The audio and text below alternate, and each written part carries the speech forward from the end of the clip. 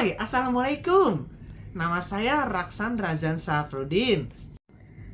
Aku akan membaca buku Mata di Tanah Melus karya Oki Madasari.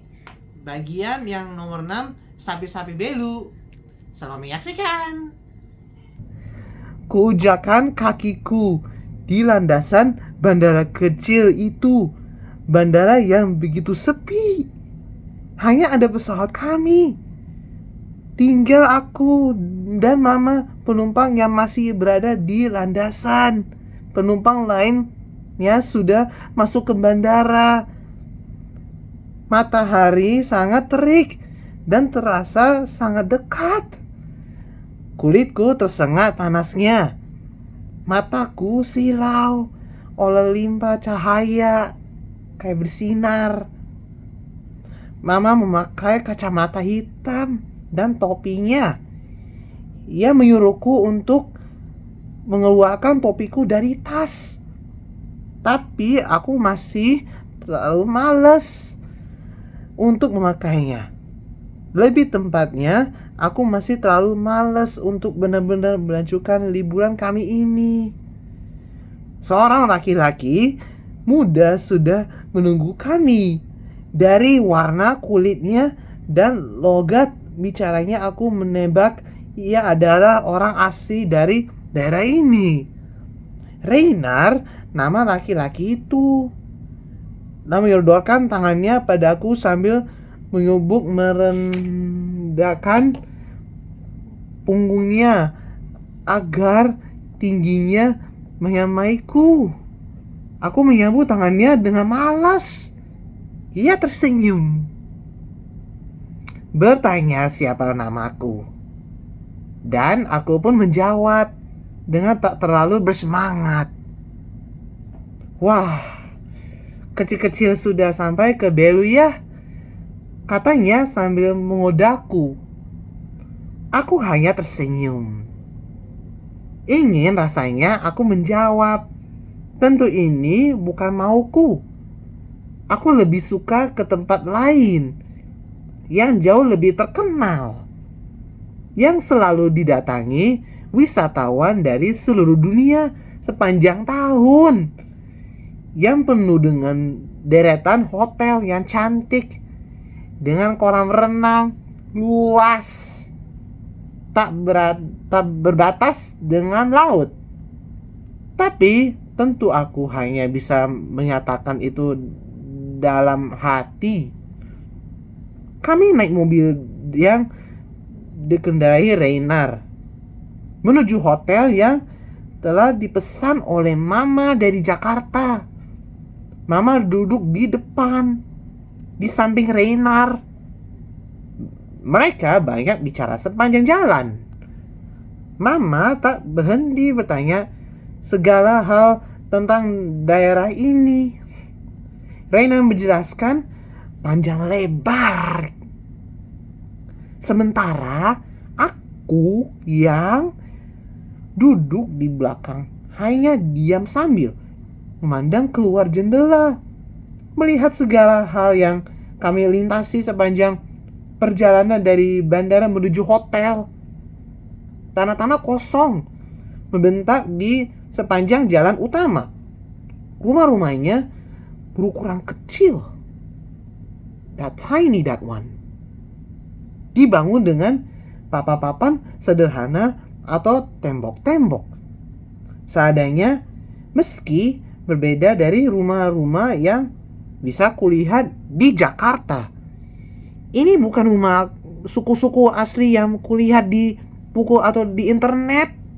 Sapi, kambing, dan babi berjalan-jalan dengan bebas di tanah kosong, di lapangan, di halaman rumah, di sepanjang jalan raya. Sesekali mereka menyeberang jalan dan mobil. Kami harus berhenti untuk membiarkan hewan-hewan itu lebih dari dulu. Kenapa ya? Karena kalau misalnya kalau lampu merah, misalnya ini contohnya kan lampu merah, jadi mobilnya harus berhenti supaya yang di sananya itu biar bisa menyeberang. Kalau misalnya lampu merah langsung jalan, nanti ketabrakan, rugi. Nah, pemandangan hewan-hewan berkeliaran itulah satu-satunya hal yang menarik perhatianku sepanjang perjalanan ini.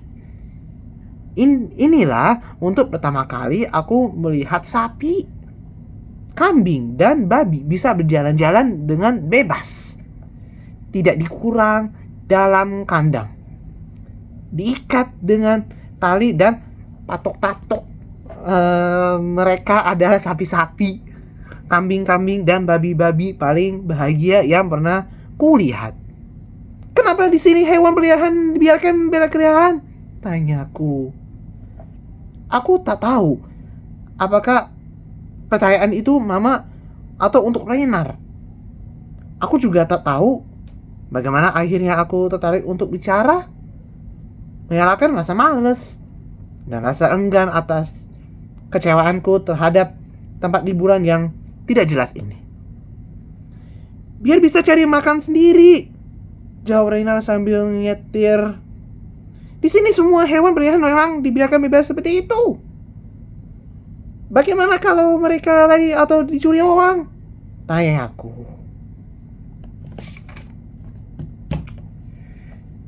Reynard tertawa.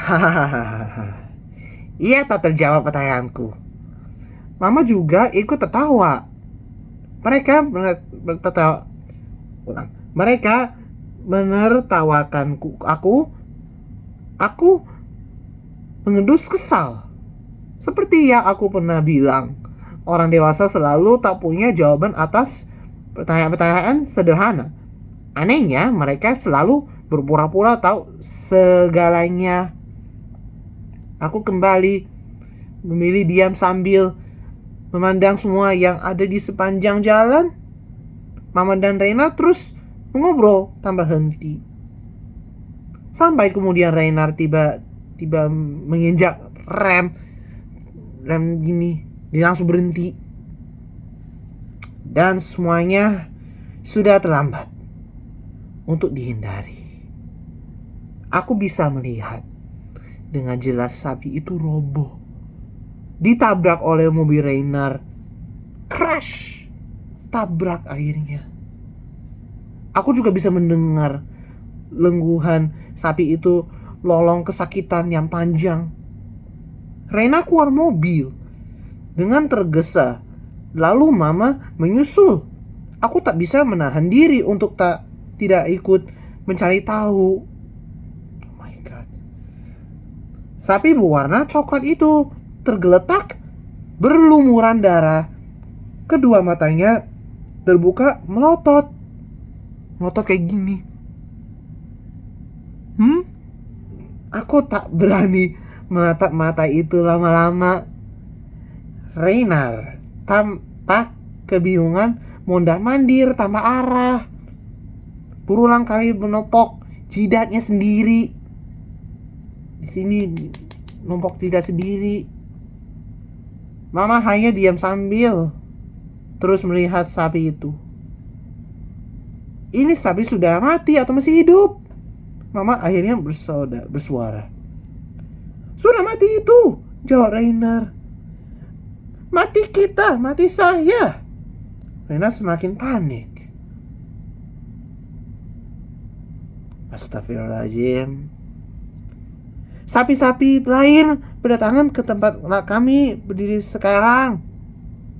Mereka melihat kawannya yang kayak gini sudah tak bernyawa. Sorot mata mereka memancarkan kesedihan.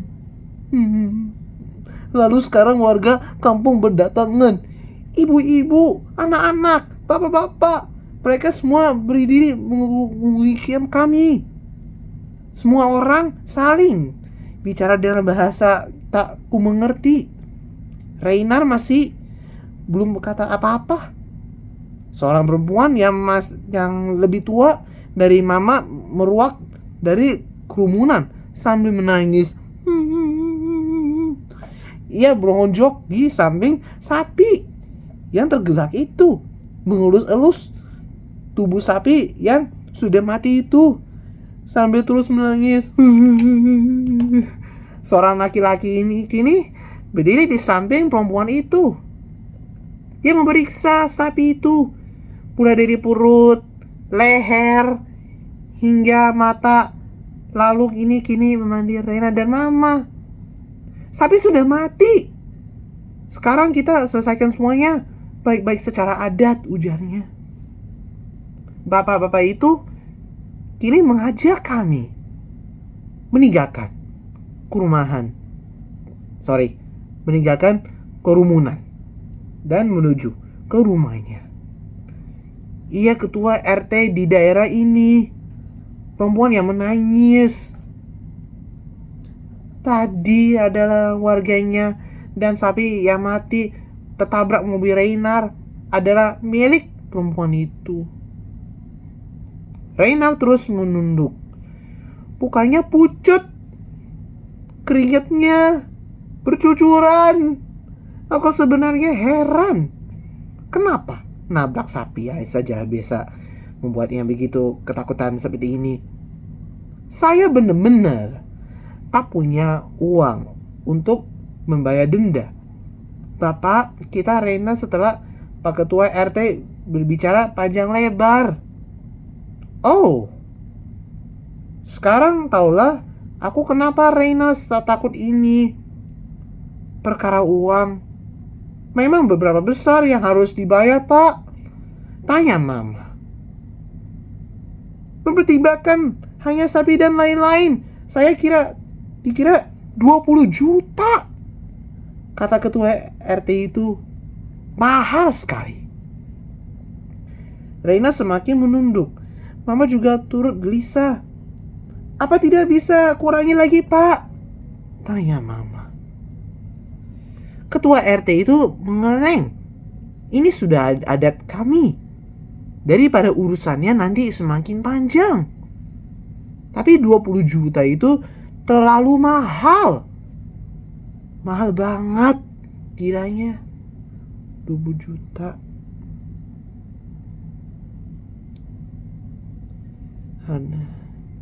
Apalagi muda, kok bisa sampai dibiarkan kelihatan seperti itu? Kata Mama. Itu sudah ada orang di sini, Bu.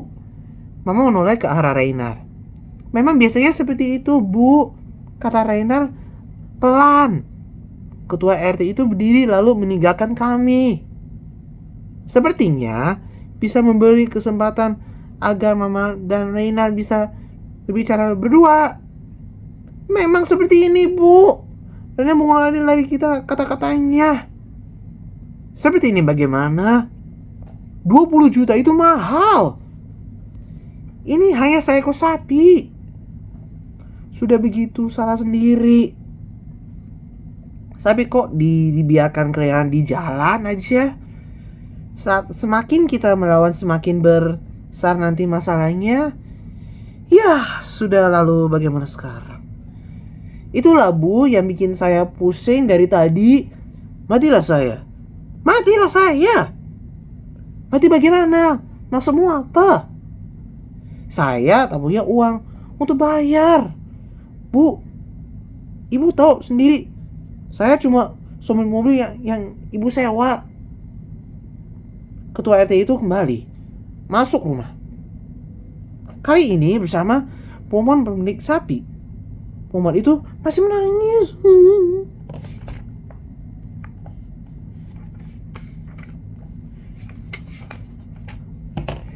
Itu sapi saya satu-satunya. Nantinya mau saya jual. Buatnya anak sekolah. Juga buat anak tertua supaya menikah. Belum lagi buat upacara kematian bapaknya. Sisa nanti buat makan saya. Habis sudah semua sekarang. Mama memandang perempuan itu. Aku melihat mata. Mama mulai berkaca-kaca. Reinar masih saja menunduk. Saya akan bayar ganti rugi untuk sapi. Ibu, kata Mama, bisa saya diantar ambil uang ke ATM atau bank? Tanya Mama sambil menoleh ke arah Pak RT dan Reinar. Mama benar-benar membayar uang denda itu. 20 juta rupiah. Itu mahal banget. Iya, tak tanya bicara setelahnya. Kami diantar Reinar ke hotel tanpa berbicara apa-apa sepanjang perjalanan. Kami masuk ke hotel itu. Mama langsung merebahkan diri di ranjang dan menenjamkan mata. Sementara aku menyalakan TV yang tersedia di dalam kamar kita di sini contohnya. Duit Mama habis, kata Mama sambil tetap menjamkan mata. Habis buat bayar sapi tadi? Tanya aku. Mama tidak menjawab. Selain menggolokkan mulutnya, matanya tetap terpejam. Tangan kanannya di atas dahi. Minta papa saja, kataku. Minta papamu? Ah, males. Belum tentu juga punya. Aku tak berkata-kata apa-apa lagi. Mama pun demikian, mungkin dia setelah benar-benar tidur sekarang. Aku pun menjamkan mata. Tak lama kemudian kami melewatkan malam pertama di Bulu tanpa makan malam. Aku kembali melihat sapi yang tadi ditabrak Reinar. Ia masih terkapar di jalan dengan tubuh berlumuran darah. Aku melihat matanya. Lalu sapi-sapi lain datang mengeruminku. Sapi-sapi itu berteriak-teriak kayak ah gitu. Mereka marah besar. Mata mereka melotot. Mereka semua bersiap-siap untuk menabrakku. Aku mencari-cari Reina dan Mama. Mereka tak ada di sekitarku. Hanya ada aku di tengah kepungan sapi-sapi itu. Mereka bergerak bersama, menerjangku, menabrak tubuhku kecilku dengan tubuh mereka. Ah! Aku terbangun, terengah-engah ketakutan. Tapi kamu diam. Kulihat ada Mama di sisiku. Lalu aku pun sadar. Semua hanya mimpi buruk. Aku menarik napas lega, tapi tak bisa tidur lagi. Susah. Setelahnya hingga pagi tiba. Teriak. Aku benar-benar tak akan bisa menikmati liburanku ini. Terima kasih. Ini adalah ekspresi saya di buku di Mata di Tahamelus. Bye. See you guys.